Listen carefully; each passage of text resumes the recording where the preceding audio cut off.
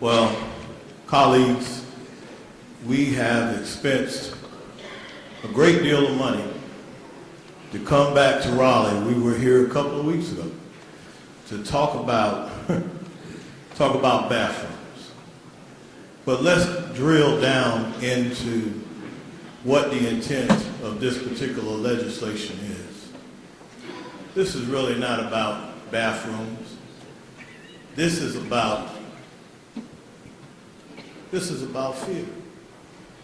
Because, first of all, the city of Charlotte has a sovereign responsibility and duty to make and pass ordinances that has been given a charter by the state of North Carolina. Does not mean that the state of North Carolina at any time can supersede local authority, but we've been through that for the last 4 or 5 years here, so that's nothing new. It's not a problem. But it is a problem, because what you have here is you have fear stoking. The LGBT, I've done the research.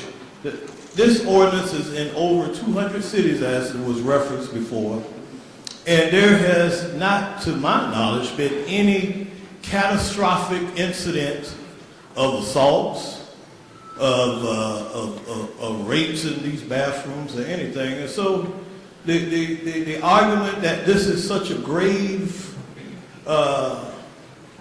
challenge or grave issue of public safety just doesn't mesh, doesn't pan out based upon the data. And so now let's walk back on that.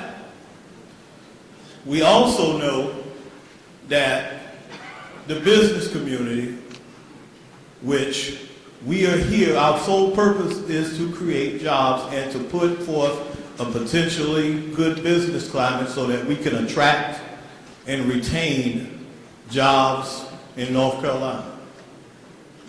The business community has no heartburn with this ordinance.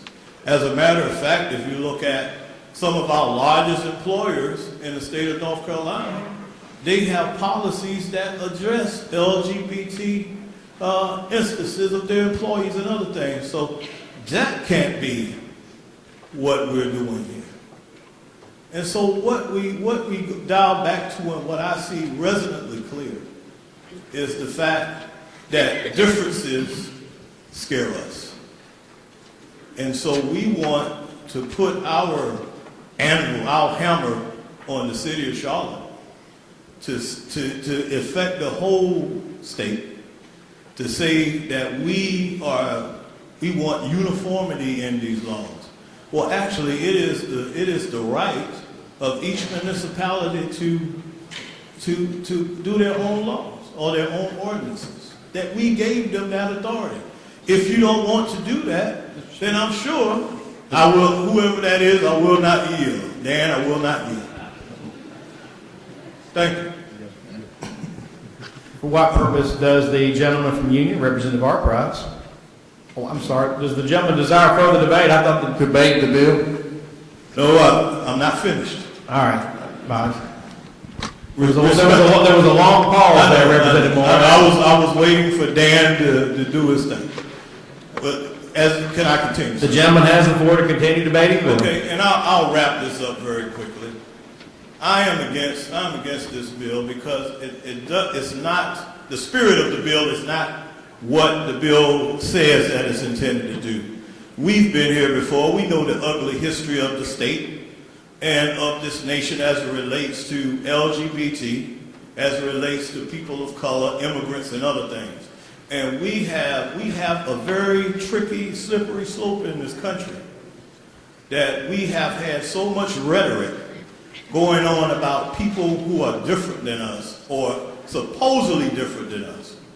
But if you're a Christian, as some of you claim, we are all children of the Most High God and brothers and sisters in Christ. And so if you look at it from that perspective, I ask that you look into your hearts and that you defeat this measure. Thank you.